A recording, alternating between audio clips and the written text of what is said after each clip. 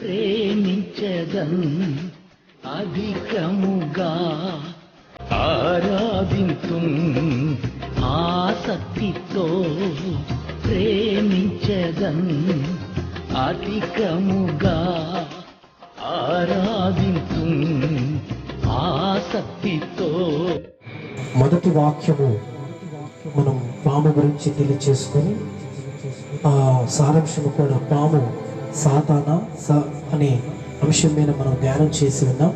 ఈ దినమున చాలా ప్రాముఖ్యమైనదండి, ఎవరు కూడా మిస్ కావద్దు. ఈ వీడియో చూస్తున్న వారు మీరైనా సరే దాన్ని డిస్కనెక్ట్ చేయకుండా పూర్తి వరకు కూడా చూడాలని నేను హృదయపూర్వకంగా కోరుతున్నాను. హల్లెలూయా. అవ్వ ఆదాము పండు తిన్నందువలన పాపం చేశారని బైబిల్ చెప్తున్నారు. పాపము దేని ద్వారా మనిషికి సంభవించింది అంశం అది. ఈ బైబిల్ స్టడీలో ఈ 3వ అధ్యాయంలో చాలా ప్రాముఖ్యమైన ఈ అంశాన్ని చాలా మంది అపోహలు పడుతున్నారండి. నేను ఇటీవల కాలంలో కూడా చూశాను. చాలా మంది ఏదో పండు యాపిల్ పండు తిన్నారంట. ఈ క్రైస్తవులు అనేవాడికి మొట్టమొదట ఆదాములు యాపిల్ పండు తిన్నారంట, పాపం సంభవించిందంట.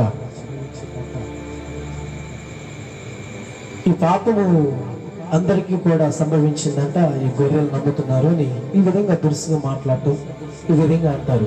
అంటే నేను అంటాను, కొంచెం వీళ్ళు చదివి దాన్ని ఒక వర్స్ చదివి ఒక పార్సన్ చదివి అంటే ఒక వాక్యాన్ని చదివి ఇదే నిర్ధారణ అని ఎవరు కూడా, అది బైబిల్ పండిత్యం కలిగిన వారైనా సరే, సేవకులైనా సరే, విశ్వాసులైనా సరే, నిత్యము బైబిల్ చదివేవారైనా సరే, దేవుని విశ్వసించే వారైనా సరే గమనించాలని నేను హృదయపూర్వకంగా కోరుతున్నాను. మనము ఈ పండు ద్వారా వచ్చిందా లేదా స్త్రీ ద్వారా వచ్చిందా సాతాను ద్వారా వచ్చిందా అనేది మనం చూస్తే ఈ 3వ అధ్యాయంలో చాలా స్పష్టంగా రాయబడింది. కొంతమంది మీరు దేని ద్వారా మిమ్మల్ని వచ్చింది పాపం వచ్చిందని మిమ్మల్ని అడిగాను అనుకో, ఈ విధంగా మీరు తెలియచేస్తారు. ఏ విధంగా అంటే, కొందరు పాము ద్వారా వచ్చిందనండి కొందరు అంటారండి. అలాగనే ఇంకొక కొందరు ఇలా ఈ విధంగా సెలవిస్తారు, స్త్రీ ద్వారా వచ్చిందండి, స్త్రీ ద్వారా ఈ పాపం సంభవించిందని కొందరు అంటారు. కొందరు అంటారు పండు ద్వారా వచ్చిందండి ఈ పాపము అని ఈ విధంగా చెప్తుంటారు. ఏదేమైనా 90కి 90% పండు ద్వారా వచ్చిందన్నది చాలా మంది విశ్వసిస్తూ ఉంటారు. చాలా మంది కూడా పండు ద్వారా వచ్చిందండి, మరి వీళ్ళు బైబిల్ ఏ రకంగా చదువుతున్నారో, మరి దాన్ని ఏ రకంగా అర్థం చేసుకున్నారో నాకైతే తెలియదు. కానీ దేవుడు బయలుపరిచిన మాటను బైబిల్ స్టడీలో మీకు చెప్తున్నా, చాలా ధ్యానంగా మీరు ధ్యానించాలని. ఆత్మ చెప్పు సంగతులు చూడగలిగిన వారు గ్రహించుదురుగాక. దేవాతి దేవుడికి మహిమ కలుగునుగాక. హల్లెలూయా. అందరం చెప్తాం. అలాగనే మనము మిమ్మల్ని అడిగిన ప్రకారం 90కి 90% పండు ద్వారా వచ్చిందని చాలా మంది విశ్వసిస్తూ ఉన్నారు. చాలా మంది వింటూ ఉన్నాను కూడా, దైవ సేవకులు కూడా బోధిస్తూ ఉన్నారు. ఈ పండు ద్వారా ఈ పాపం సంభవించింది అవ్వ ఆదాములకి. ఆమె ఆ పండు తినద్దంటే ఆ పండు తింది. ఈ పండు ద్వారానే ఈ ఆదాముకి అవ్వకి పాపం సంభవించిందని ఈ విధంగా తెలియజేస్తున్నారు. మనము ఈ పండు ద్వారా వచ్చింది అని అంటే, ఈ పండ్లు విస్ట్రీ మనకు కావాలి. ఒకే ఒక వాక్యంలో ఉందండి. అసలు ఫస్ట్ ఈ పండ్లు తినగలే పాపం వచ్చింది అని అంటే, దేవుడు ఏ క్వాలిటీస్ ఉన్న పండ్లు తయారు చేశాడో మనం చూడాలి. మొట్టమొదట ఒకే ఒక్క వాక్యంలో దేవుడు పొందుపరిచాడు కూడా. ఆయన ఏమే పండ్లు తయారు చేశాడో, భూమి మీద ఏవేటిని సృజించాడో, ఏ వృక్ష ఫలం, అసలు పాపం అనేది ఒక పండులో పెట్టాడా దేవుడు అనేది కూడా మనకు తెలియాలి. చూడండి జెనసిస్ చాప్టర్ 2:9, ఆదికాండం 2వ అధ్యాయము 9వ వాక్యం. మరియు దేవుడైన యెహోవా చూపునకు రమ్యమైనదియు ఆహారమునకు మంచిదినైన ప్రతి వృక్షమును, ఆ తోట మధ్య జీవవృక్షమును, మంచి చెడులను తెలివినిచ్చు వృక్షములను నేల నుండి మొలిపించెను. హల్లెలూయా, దేవాతి దేవుడికి మహిమ కలుగును గాక. ఇక్కడ ఈ వాక్యం మీరు ఏం గమనించదు, కానీ నేను మీకు చాలా శ్రద్ధగా మీకు చెప్తాను, వినండి. ఈ తోటలో సేతపరచడానికి అవ్వమని ఆదాముని ఇందులో ఉంచటం జరిగింది. ఈ తోటని నువ్వు కావాల కాయాలి ఆదామా అవ్వని వీళ్ళిద్దరికి చెప్పడం కూడా జరిగింది. మరి ప్రాముఖ్యంగా ఆదాముకి చెప్పాడు. ఈ ఆదాముకి చెప్పినప్పుడు అన్నిటిని కూడా మీరు గ్రహించాలి. ప్రతి ఒక్క వృక్ష ఫలాన్ని చూపించాడు ఆదాముకి. తోటని సేతపరచడానికి చేసినప్పుడు అన్నిటిని కూడా ఆదామునికి దేవుడు చూపించాడు. ఈ ఫలములన్నీ ఆహారమునికి మంచివి ఆదామా, ఇవన్నీ నువ్వు తినొచ్చు. ఇదిగో ఈ తోట మధ్యలో ఒక వృక్షం కాదండి, తోట మధ్యలో జీవ వృక్ష ఫలం ఉందంట. మూడోదిగా మనం చూస్తే మంచి చెడులను వివేచించగలిగే వివేచన విశిష్టమైన జ్ఞానం ఇవ్వగలిగే వృక్షాన్ని ఇచ్చాడు. ఆ ఫలను ఫలించే వృక్షాన్ని తయారు చేసినట్టు వాక్యం మనం చూస్తాం. అంటే ఆ మొట్టమొదటి వాక్యం ఆ వర్డ్స్ లో ఏం రాయబడిందంటే ఆహారములకి మంచివైనవి. రెండోది మనం చూడగలిగితే భయాలాచి అనొచ్చు. ఎందుకంటే జీవశాస్త్రం, జీవవృక్ష ఫలములు కూడా ఆ తోట మధ్యలో ఉందంట. మూడోదిగా మనం చూస్తే నాలెడ్జి, మంచి చెడులను తెలివినిచ్చు వృక్ష ఫలము ఉంది. 3 ఐటమ్స్ ఉన్నాయండి ఇక్కడ. 3 క్వాలిటీస్ దేవుడు చేశాడు ఆదిలో. ఒక క్వాలిటీస్ నీకు ఫుడ్ కి ఇస్తాయి ఆదామా. రెండోది జీవవృక్ష ఫలము. మూడవది మంచి చెడులను వివేచించగలిగే వృక్షాన్ని, ఫలమును దేవుడు అక్కడ పొందుపరిచాడు. మీరు ఇక్కడ ఈ వాక్యమును గమనించవలసిన మరొక విషయం కూడా ఉంది. అదేంటంటే దేవుడు చేసినది ప్రతి ఒక్కటి కూడా మంచిది. మొదటి అధ్యాయంలో చివరి వాక్యములు ఈ విధంగా రాయబడుతుంది. దేవుడు అన్నిటిని చేసి ఇది మంచిది. దేవుడు సెలవిచ్చాడండి, ఇది మంచిది. ఇవన్నీ తయారు చేసినవన్నిటిని కూడా దేవుడు క్రియేట్ చేసిన అన్నిటిని కూడా ఇది మంచిది అన్నాడు. మనం చూడగలిగిన ఈ గ్రహించిన ఈ ఫలం అన్నిట్లో కూడా, ఈ ఫలములన్నిటి కూడా చాలా మంచి ఫలములు. దేవాతి దేవుడికి మహిమ కలుగును గాక. ఈ ఫలాలన్నీ కూడా మంచివి. జీవవృక్ష ఫలం మంచిది, ఆహారానికి ఇచ్చిన ఈ ఫలములు మంచివి. మంచి చెడులను వివేచించగల ఫలము కూడా మంచిది. దేవుడు ఎప్పుడు కూడా చెడుని తయారు చేసి చెడుని నీ ఎదుట పెట్టలేదు. ఇది చెడు మార్గంలో నడవాలనేవాడు దేవుడు కాడు. నేను ఆరాధిస్తున్న దేవుడు ఎన్నడూ కూడా నరుడికి ఇది పాపము చేయాలి, నీవు పాపమును ఆయన కలగ చేసిన వాడు కాదండి. దేవుడనుటకు యోగ్యుడైన వాడు, పూజకు అర్హుడు, ఆరాధనకు యోగ్యుడు ఆయన. చెడుని ఎప్పుడు కూడా తలంచి చెడుని ఎప్పుడు కూడా తలపెట్టిన వాడు కాడు, హాని తలపెట్టిన వాడు కాడు. పాపులను శిక్షించుటకే వచ్చిన వాడు కాడు, పాపులను రక్షించుటకు వచ్చిన వాడు. ఈ విధంగా సెలవిస్తాడు దేవుడు. రోగికే వైద్యుడు, మంచివాడికి అవసరం అక్కరలేదు వైద్యుడు అంటాడు. హల్లెలూయా, దేవాతి దేవుడికి మహిమ కలుగును గాక. ప్రియమైన దేవుని బిడ్డలారా, ఇక్కడ ఈ రెండింటిని ఆ ఫుడ్ మంచి మంచి ఆహారానికి ఇచ్చి ఆ ఒక్కదాన్ని కొంచెం డివైడ్ చేస్తే ఈ 2 వృక్ష ఫలాలు ఉండి, ఒకటి జీవ వృక్ష ఫలం అంట, రెండోది మంచి చెడులను వివేచించే ఫలం. ఇక్కడే మీరు చాలా మంది తప్పులో కాలేస్తుంటారు. దేవాతి దేవుడికి మహిమ కలుగును గాక.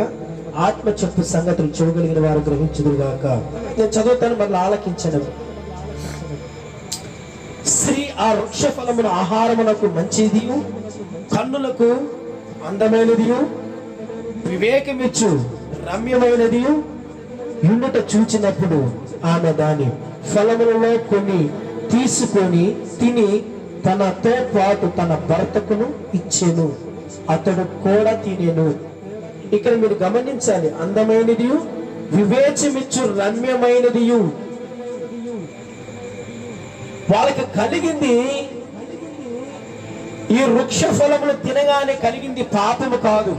ప్రియమైన దేవుని బిడ్డలారా, మీరు బైబిల్ అంతటి గ్రంథం అంతా కూడా ఎదికినా కానీ ఏదో మీరు భ్రమపడుతున్నట్టు క్రైస్తవులు ఏదో ఒక యాపిల్ పండుతున్నారు, ఈ గొర్రెలకు పాపము కలిగిందంట, మరి మూర్ఖులారా అని అంటారు. ప్రియమైన దేవుని బిడ్డలారా, మేము గొర్రెలమే, మేము మూర్ఖులమే. అక్కడ కలిగింది కాదు, వాళ్ళకి సంభవించింది. ఆ పండు తినటం ద్వారా వాళ్ళకి కలిగినది మంచి చెడులను వివేచించగలిగే విశిష్టమైన జ్ఞానము వాళ్ళకి కలిగింది. ఆ పండులో పాపాన్ని పెట్టలేదు, పాపమునిచ్చే వృక్షాన్ని ఆయన తయారు చేయలేదు, భూమి నుంచి మొలిపించలేదు. సమస్తమును మంచిదే చేశాడు ఆయన. ఈ పండు ద్వారా ఎంతమంది అయితే పాపం వచ్చిందని భ్రమపడుతున్నారో ఆ వాక్యాన్ని మీరు గ్రహించండి. ఆ సాతాను ఏ ప్రేరేపించింది? అవ్వమ్మ ఆదాములు ఏ పండ్లు తిన్నారు, ఏ పండు తిన్నారు, వాళ్ళకి ఏమి సంభవించింది? వాళ్ళు ఆ పండ్లు తిన్నప్పుడు మంచి తెలివిని వివేచించగలిగే జ్ఞానము కలిగింది. వారు అందుకే ప్రతి చల్లపూట దేవుడు ఆ తోటలో సంచరించుచున్నడుకు ఆయన దిగిరాగా ఆ శబ్దము వినగానే అవ్వ ఆదాములు కలిసి ఇద్దరు కూడా చుట్టుచాటుకు దాక్కున్నట్లు మనం చూస్తాం. ఆదామా నువ్వు ఎక్కడున్నావు అని దేవుడు స్వరముతో పిలిచినప్పుడు ఆదాము ఈ విధంగా సెలవిస్తాడు. మీకు అందరూ కూడా ఈ అధ్యాయం చాలా సుపరిచయమైనటువంటి అధ్యాయం. మీకు ఇదంతా కూడా చాలా మీకు స్పష్టంగా మీకు సండే స్కూల్ నుంచి కూడా బోధిస్తూ ఉంటారు. మీరందరూ గ్రహించవలసిన విషయం ఇది. ఆదామా నువ్వు ఎక్కడున్నావు అనగానే ఆదాము అంటాడు ఈ విధంగా, అయ్యా నీ స్వరము నేను విన్నప్పుడు నేను దిగంబరిని కనుక నేను భయపడి తిని ఇదిగో నీ చెట్టు చాటున దాక్కున్నాను. అసలు నీ దిగంబరం అని నీకు చెప్పిన వాడు ఎవడు? నేను నీకు తినకూడదన్న ఫలము నీకు ఆజ్ఞయించిన ఆ ఫలము నీవు తింటివా? ఇంకిక్కడ మొదలైందండి. పండ్ల ద్వారా మాత్రం పాపము కలగలేదు. ప్రియమైన దేవుని బిడ్డలారా గమనించాలి, ఆ పళ్ళు తినడం ద్వారా ఏమొచ్చిందంటే మంచి చెడులను వివేచించే జ్ఞానం వచ్చింది. పళ్ళు ద్వారా కానీ పాపం వాళ్ళకి సంభవించలేదు. మరి ఈ పాపము ఈ ఆదాముకి అవ్వమ్మ గారికి ఎలా సంభవించింది అనేది కూడా తెలుసుకోవాలి. ఆ టైంలో ఉంది, చూద్దాం. దేవుడు చెప్తున్నాడు ఎలా ఈ పాపం సంభవించిందో చూద్దాం. ఆదికాండం 3:11 వాక్యం చూద్దామండి. నేను చదువుతాను, మీరు వినండి, ఆలకించండి. అందుకైన నీవు దిగంబరమని నీకు తెలియచేసిన వాడెవడు? నీవు తినకూడదని నేను నీకు ఆజ్ఞాపించిన వృక్ష ఫలములు తింటివా అని అడిగాను. దేవాతి దేవుడికి మహిమ కలుగును గాక. ఆయన ఒక ఆజ్ఞ ఇచ్చాడంట. ఆదాముకి ఒక ఆజ్ఞ ఇచ్చాడు. ఏ ఆజ్ఞ ఇచ్చాడంటే నీవు ఆ పనులు తినొద్దని ఆయన ఆజ్ఞ ఇచ్చాడు, ఆజ్ఞాపించాడు. ఆ ఫలములు నువ్వు తినకూడదు ఆదామా అని దేవుడు సెలవిచ్చాడు. బైబిల్ ఈ విధంగా సెలవిస్తుంది ప్రతి చోట కూడా. మొట్టమొదటిగా ఆజ్ఞ అతిక్రమించిన వ్యక్తి ఆదాం. అవ్వంటారు, అక్కడ కూడా కొంచెం ఉంది కదా. ఆజ్ఞ అతిక్రమించటమే పాపం. ఆ పాపము పరిపక్వమై గర్భమును ధారించి కనగా అది మరణముకు సంభవించు, అది మరణానికి తారుదీయను, అది మరణానికి మరణ కూపములోకి దారి తీసింది. ఈ ఆదాములోకి మొట్టమొదటిగా మరణం అనే ఛాయ సంభవించింది. దేవుడు అడిగాడు, ఎమ్మటిని ఆదాము ఏమని సెలవిస్తున్నాడు చూస్తారా? చూడండి, 3:12 వాక్యం చూద్దాం, 13 వాక్యం కూడా చూద్దాం. చాలా శ్రద్ధగా ఆలకించండి. అందుకు ఆదాము, నాతో నుండుటకు నీవు నాకు ఇచ్చిన ఈ స్త్రీయే ఆ వృక్ష ఫలములు కొన్ని నాకు ఇయ్యగా నేను తింటేని అనేను. 13 వాక్యం చూద్దాం. అప్పుడు దేవుడైన యెహోవా స్త్రీతోను నీవు చేసినది ఏమిటి అని అడగగా, స్త్రీ సర్పము నన్ను మోసపుచ్చినందున తింటిని అనేది. ప్రియమైన దేవుని బిడ్డలారా, ఇక్కడ చాలా పగడ్బందీగా అబద్ధం ఆడుతున్నారు వీళ్ళిద్దరు. వీళ్ళు ముందుగానే ఇలా మాట్లాడాలని డిస్కషన్ చేస్తుంటారు. నాకు తెలిసినంత వరకు నేను చెప్తున్నాను. బహుశా ఎందుకంటున్నానంటే ఈ మాట, ఈ ఆదామేమో అవమేం చెప్తున్నాడు, ఈ అవ్వేమో సర్పమేం చెప్తుంది. నేను ఈ విధంగా చెప్తాను, నువ్వు ఈ విధంగా చెప్పాలన్నట్లుగా వీరు ముందుగానే మాట్లాడుకున్నట్టు బహుశా. ఎందుకని ఈ మాట మనం చాలా శ్రద్ధగా గమనించాలి. ఈ వాక్యములో ఉన్నాయి. దేవుడు అడగంగానే స్త్రీ మీద చెప్పేశాడు, ఈ స్త్రీని అడగంగానే పామెని చెప్పేసి. అసలు ఫస్ట్ ఈ సాతానుడు వాడికి అది కరెక్ట్, ఇది కరెక్ట్ అని ఎందుకు అంటున్నానంటే, వాడు ప్రతి ఒక్క జీవితాన్ని ఆడుకోవడం వాడికి అది సర్వసాధారణం. ఎవరిని వదలడు, పచ్చగా కాపురాలను వదలడు, దుష్ప్రేరేపణ కలిగిస్తుంటాడు. ఎవరన్నా అందచందాలు కాకపోయిన వారి యొక్క ఏదో ఒక మోహములతో వారి పాపములు ముంచాలని చూస్తూ ఉంటాడు. అనేకమైన పచ్చటి కాపురాలను చిచ్చులు పెడుతుంటాడు. అలాగనే యవనస్తులను, యవన పురుషులను, యవన స్త్రీలను పాప కూపములోకి లాగుతూ ఉంటాడు, ప్రేరేపిస్తూ ఉంటాడు, తలపలిస్తూ ఉంటాడు, ధనమని వ్యామోహాలు పడేస్తూ ఉంటాడు. వాడి వృత్తి అది, వాడి పని అది. వాడు చేశాడు అని అంటే అది కరెక్ట్. మరి ఈ అవ్వమ్మ గారికి, తల్లి గారికి ఏ పోయే కాలం వచ్చింది? దేవుడు స్పష్టంగా చెప్పాడు, ఈ ఫలములు మీరు తినకూడదు, ఈ ఫలములు మీరు తినకూడదు. ఆదామా నిశ్చయంగా చేస్తారన్నప్పుడు ఈమె కూడా ఉంది పక్కన. ఈమెను కూడా కొంచెం డిస్కనెక్ట్ చేద్దాం. సరే, ఈమెదో బలహీనమైన ఘటము, ఈ వాక్య పరంగా చూస్తే బలహీనమైన ఘటం, ఈమెదో పాపం చేసింది. సరే, బలహీనం కాబట్టి ఈమె కూడా కొంచెం పాపంలోకి వెళ్ళింది, వీక్ కనుక్కున్నాం. సరే, కాలం వచ్చింది ఈ ఆదాముకి. సమస్తమును కూడా ఆదాముకి ఫస్ట్ మానవుడికి ఎంతటి యోగ్యతనిచ్చాడంటే దేవుడు, ప్రియమైన దేవుని బిడ్డలారా, మానవుడు దేవుడిని ఆరాధించే యోగ్యతనిచ్చాడు. దేవుడితో సహవాసం చేయగలిగే సామర్థ్యం ఇచ్చాడు. మట్టి ఘట్టములో మహిమని కలిగించే దేవుడు యోగ్యతను కలిగించాడు. ఆ యోగ్యతను ఎంతటి యోగ్యత అంటే, జంతువులన్నిటిని కూడా సృజించి, ఆదామా ఇదిగో ఏమి పేరు పెడతావో పెట్టు. ఎంతటి యోగ్యత ఇచ్చాడండి మానవుడికి దేవుడు. దేవుడు పెట్టొచ్చు పేర్లన్నిటిని కూడా. దేవుడు మానవుడికి అంతటి యోగ్యతనిచ్చాడు. దేవుడితో సహవాసం చేసే, దేవుడితో నడిచే, దేవుడితో ముచ్చటించి మాట్లాడగలిగే స్థితిని, గతిని దేవుడు మానవుడికి దయచేశాడు. ఈ మట్టి ఘట్టముల మహిమైశ్వర్యాన్ని ఊదాడు. ఆత్మను ఊది దేవుడితో సరిసాటిగా మాట్లాడటానికి యోగ్యతను కలిగించాడు.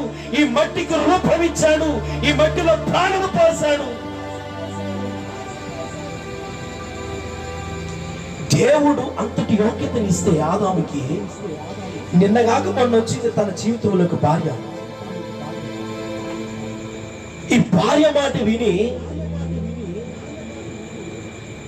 సరే ఎంతకాలం ఎంత ప్రేమ ఉంటే ఏంటండి, తనను సృజించిన దేవుడిని మైమరిచినంత ప్రేమ. స్త్రీలు మీరు వింటున్న వారు ఎంతైనా ఏమైనా అనుకోండి, దేవుడు మానవుడికి అంతటి యోగ్యతని కలిగిస్తే, తను కొన్ని పొలములు తీసుకొచ్చి కొన్ని ఫలములు ఇస్తే, దేవుడు అన్నిటిని చూపించాడు వీళ్ళిద్దరికి. వాళ్ళు తెలియదు అనడానికి లేదండి. సమస్తముల తోట మొత్తం కూడా సంచరిస్తూ వాళ్ళతో మాటలు చేస్తుంది. ఇప్పుడు దిగి వచ్చాడని రాసి ఉంది.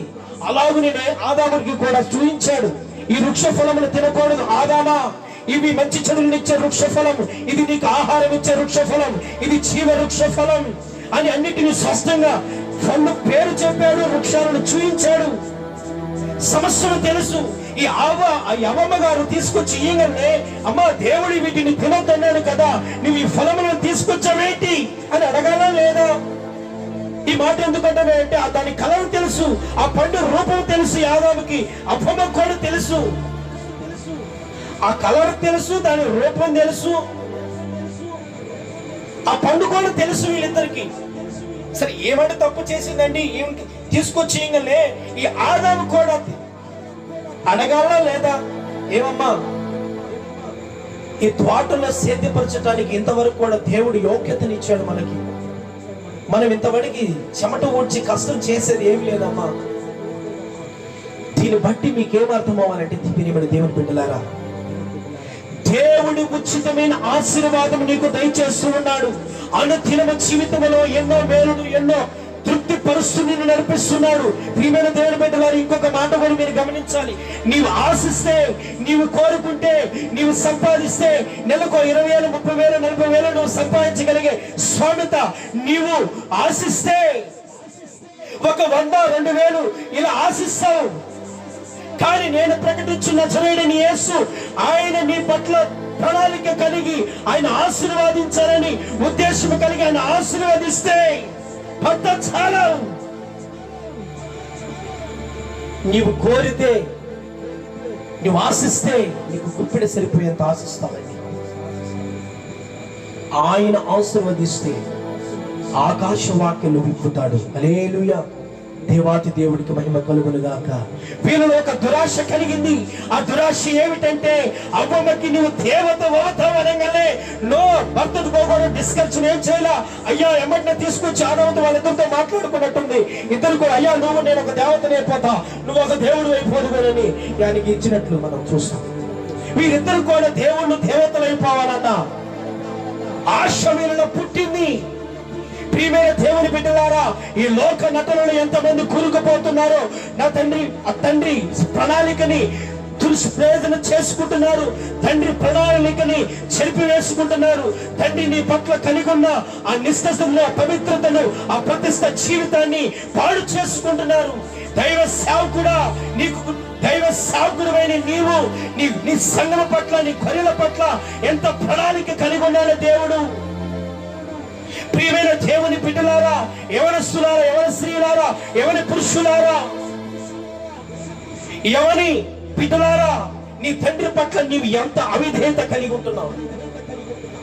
ప్రియమైన తల్లిదండ్రులారా, నీ కుమారులు కుమార్తెల పట్ల వాళ్ళు చూస్తుండగానే వాళ్ళ వయసుకు వచ్చిన వారిని తెలియకుండా వాళ్ళ కళ ఎదుటనే నువ్వు ఎంత అవినీతి పనులు చేస్తున్నావు. ప్రియమైన సహోదరి, నీ భర్తకి తెలియదని ఎంత అవిధేయత పని చేస్తున్నావు. నీ పచ్చని సంసారాల్లో వాడు కాటు వేస్తూ ఉన్నాడు. సాతానైన సర్పము నీ ఎడబాటులో, ఇదిగో దేవుని విధంగా సెలవు చేస్తూ ఉన్నాడు. నరుడు ఒంటరిగా ఉండటము మంచిది కాదు అని దేవుడు సెలవిచ్చాడు. వీరిద్దరు ఎప్పుడైతే ఎడబాటు కలిగిందో అప్పుడే పాము కాటు వేసింది వాళ్ళ జీవితంలో. పాపము చొరబడింది, ఆజ్ఞ అతిక్రమించడానికి దారి తీసింది. ప్రియమైన సహోదరి, నీ భర్తను విడిచి దూరముగా ఉంటున్నావా? ప్రియమైన సహోదరుడా, నీ భార్యను విడిచి దూరముగా ఉంటున్నావా? నీకు నీ జీవితంలో మధ్యలో ఎన్నో చిచ్చులు, ఎన్నో ప్రేరేపణలు పాము వలె కాటు వేస్తూ ఉన్నాయి. నీ పచ్చని జీవితాన్ని, నిండు నీరుల జీవితాన్ని పాప కూపంలోకి లాగుతూ ఉన్నాడు. పాము వలె కాటు వేస్తూ ఉన్నాడు నీ జీవితాన్ని. సహోదరి, సహోదరుడా, నీవు ఆత్మీయ జీవితాన్ని కట్టుకోవాలని నేను ఆత్మ ప్రేరేపణ కలిగి చెప్తున్నా. ఈ ఆదాము సమస్యను తెలుసు, దేవుడు సెలవిచ్చిన ఫలములన్నీ కూడా తెలుసు. ఆవమ్మతో ఆదాముతో వాళ్ళిద్దరు డిస్కషన్ చేసుకున్నాడు ఆల్రెడీ. వాళ్ళిద్దరు కూడా దేవతలు అవుదామన్న ఆశ వాళ్ళలో కలిగింది. మేమే దేవతలమి, మేమే దేవుళ్ళమనే భావంలోకి వెళ్ళిపోయారు వాళ్ళు.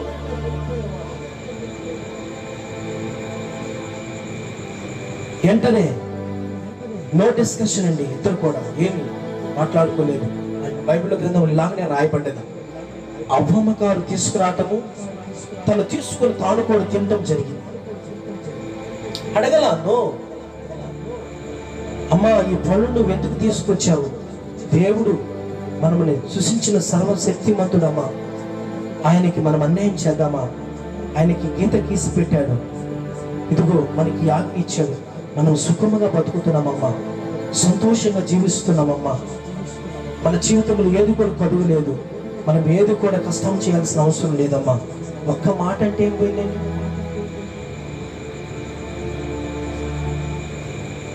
ఈ ముందు పాపములోకి ప్రేరేపించగలిగిన ఆ తాటు, ఆ తత్వము స్త్రీలో కలిగి, ఈ స్త్రీ ఆ ఎడబాటుకి కారణమైంది. అందుకే అపోస్తలుడైన పౌలు అంటాడు పత్రికలో రాస్తూ, అవ్వ పాపానికి గురి అయింది కానీ ఆదాము పాపానికి గురి కాలేదు. ఈ విధంగా సెలవు ఇస్తుంటాడు. పత్రికలో కొరింథీ పత్రిక రాస్తాడు, గలతీ పత్రికలో రాస్తాడు, తిమోతికి పత్రికలో రాసిన దాంట్లో అధ్యాయంలో ఆ వాక్యంలో ఆ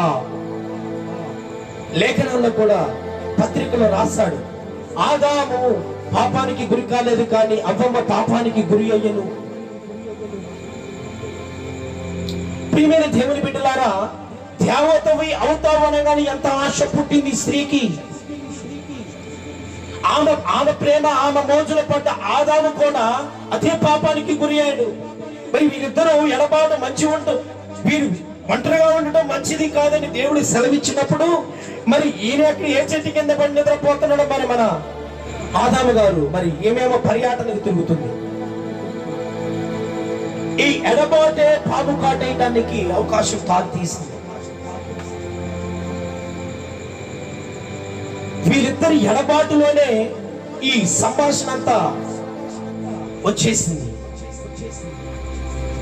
ఎప్పుడైతే ఎడబాటు నీ జీవితంలో కలుగుతుందో, నీవు ఒంటరిగా ఉండాలని ఎప్పుడైతే నువ్వు అనుకుంటావో, అప్పుడే సాతాను నీ జీవితంలో కాటు వేస్తాడు. ప్రియమైన దేవుని బిడ్డలారా, నీ ఎడబాటుకి, అది స్త్రీ పురుషులు ఎడబాటు కలగచ్చు, నీ కుటుంబంలో నుంచి నీ యవన పిల్లలు ఎడబాటుగా ఉండొచ్చు, ఆ అవినీతి అని ఆలోచన కలగచ్చు. ప్రియమైన దేవుని బిడ్డలారా, గ్రహించండి, ఆలోచన కూడా లేకుండా వీని వెంటనే తనకి తినడం జరిగింది.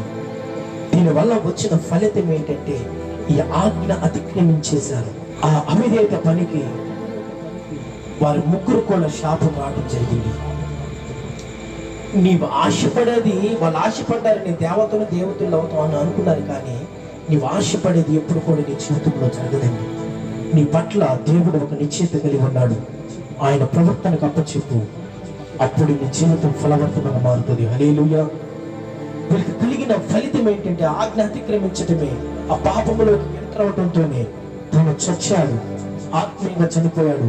శరీరం అనే చావు కూడా అప్పుడే ఆ గడియలోనే ఎంటర్ అయింది ఆదాముకి, అవ్వమ్మ గారికి. వీరిద్దరు కూడా మనం అనుకుంటాము 3 పూట్ల సంపాదించిన 3 పూట్ల తింటున్నాం అనుకుంటున్నాం, తెల్లారింది ఈ విధంగా జీవిస్తున్నాం, సుఖంగా ఉన్నామన్నా అనుకుంటున్నారే, కానీ వాళ్ళిద్దరికి కుమారులు కలిగి హత్య చేయబడ్డాడు. ఒకడు హంతకుడుగా మారిపోయాడు. తన జీవితంలో సంతోషంగా జీవిస్తున్నామని అనుకున్నాడే, కానీ ఈ రుచిని చూడవలసి వచ్చింది. ప్రియమైన దేవుని బిడ్డలారా, ఈ ముగ్గురు కూడా శాపాన్ని పొందారు. పాముతో అన్నాడు, జంతువులన్నిటికంటే విశిష్టమైన జ్ఞానం కలిగిన దానిని కనుక నీవు భూమితో పాకుడు గాక, నీ జీవించు బ్రతుకు దినవలని కూడా మన్ను తిందుగాక. ఈ విధంగా శాపం వచ్చిందండి. స్త్రీ కూడా ఆజ్ఞ అతిక్రమించడం వల్ల నీ భర్త పట్ల నీకు వాంఛ కలుగును. ఇక్కడ రివర్స్ అయింది చూడండి. ఇక్కడేమో భర్త తన భార్య మీద ప్రేమ పొందుకొని భార్య ప్రేమ మోజులో పడిపోయే పాపం చేశాడు కనుక రివర్స్ తిప్పాడు దేవుడు. నీకు నీ భర్త పట్ల ప్రేమ వాంఛ కలుగును.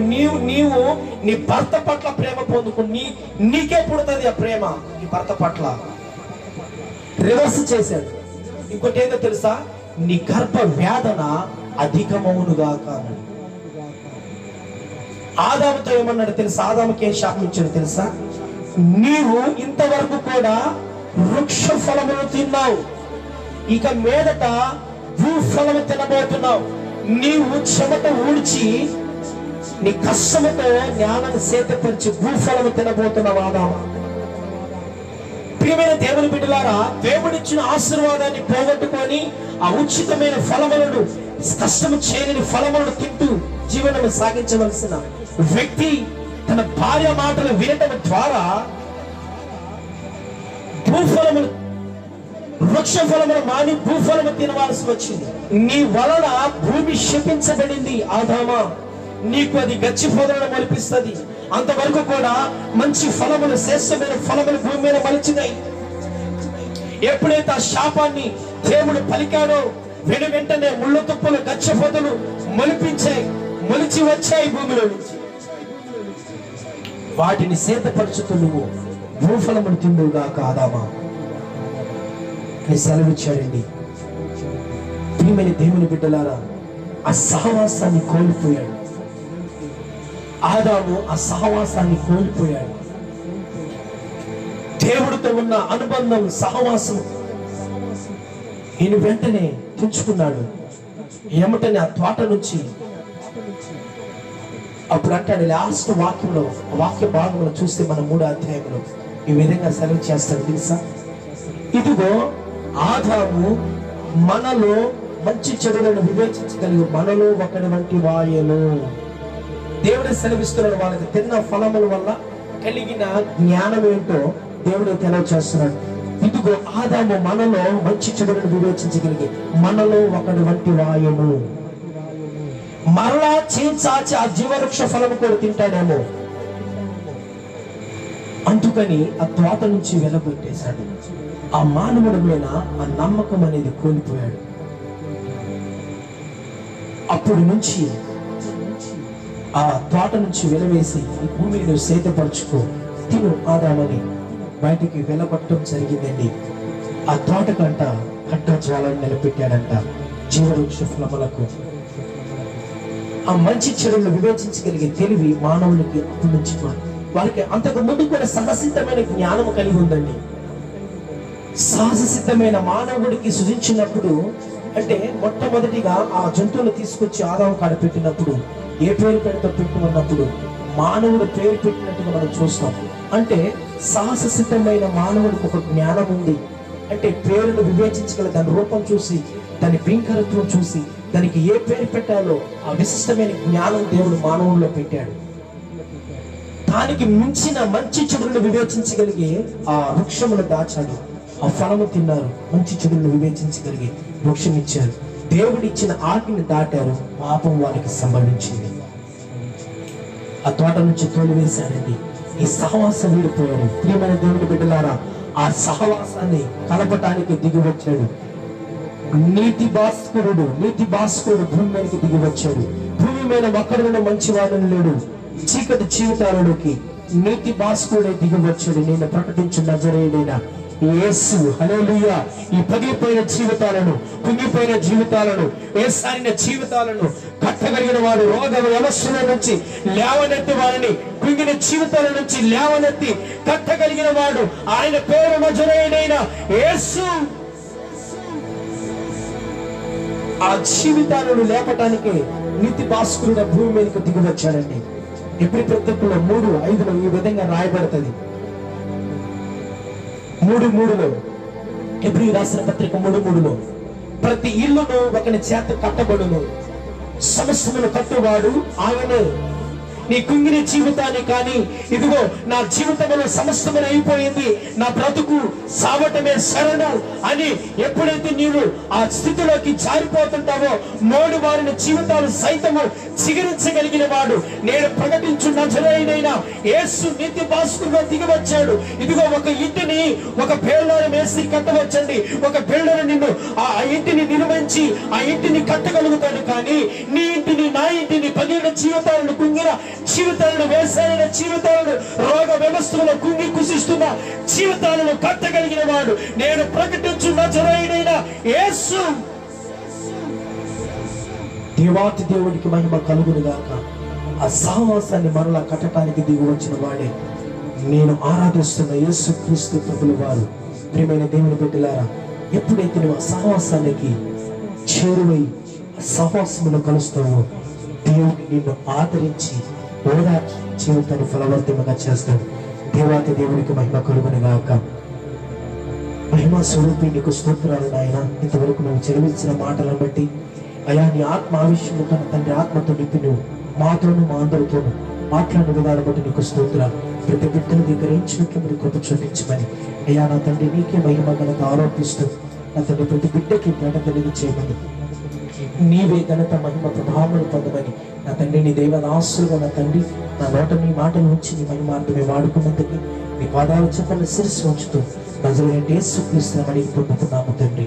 ప్రతి ఒక్కరు కూడా ఈ మాటలను మీ ఫ్రెండ్స్కి, మీ బంధుమిత్రులకి, స్నేహితులకి అందరూ కూడా షేర్ చేయవలసిందని హృదయపూర్వకం కోరుతున్నాను. ఎవరైనా ఛానల్ సబ్స్క్రైబ్ చేసుకోకపోతే మా ఛానల్ సబ్స్క్రైబ్ చేసుకుని నేను హృదయపూర్వకంగా కోరుతూ మీ వంతు దేవుని సేవని సాగుని అందరూ కూడా సహాయం చేసే సేవను కొనసాగించాలని హృదయపూర్వకంగా కోరుతూ ప్రతి ఒక్కరికి తెలియచేయండి. ఆది కాండం నుంచి బైబిల్ స్టడీలో మనం ధ్యానం చేస్తున్నాం. ఈ బైబిల్ స్టడీ ప్రతి ఒక్కరు కూడా నేర్చుకోదగిన విషయాలు మనమన్నింటిని కూడా ధ్యానం చేస్తున్నాము. మాటలన్నిటి కూడా అన్నింటినీ తెలిసినట్లు షేర్ చేయమని హృదయపూర్వకంగా కోరుతూ మీ అందరికీ కృప కలుగునుగాక.